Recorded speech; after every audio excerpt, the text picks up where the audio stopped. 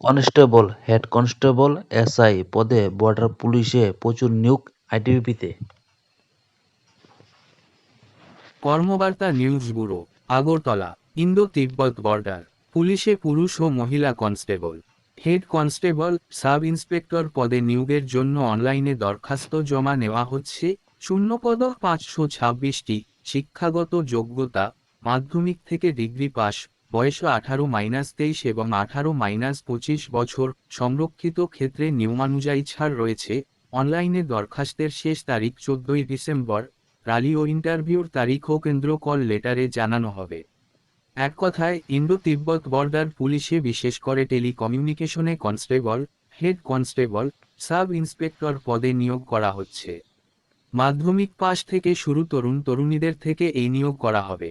নম্বরের কোনো কড়াকড়ি নেই। এই পদে নিয়োগের জন্য অনলাইনে আবেদন করার শেষ তারিখ 14 ডিসেম্বর পর্যন্ত রয়েছে। দরখাস্ত করতে হবে কেবলমাত্র অনলাইনে।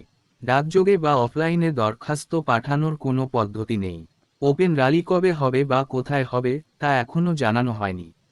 ত্রিপুরায় র্যালি হওয়ার সম্ভাবনা রয়েছে, অন্যথায় কাছাকাছি শিলচর বা শিলংয়ে র্যালি হতে পারে বলে অনুমান করা হচ্ছে। আইটিবিপি বা ইন্দো তিব্বত বর্ডার পুলিশে বিশেষ করে টেলিকমিউনিকেশন বিভাগে constable, head constable, sub inspector পদে চাকরির দারুণ সুযোগ রয়েছে।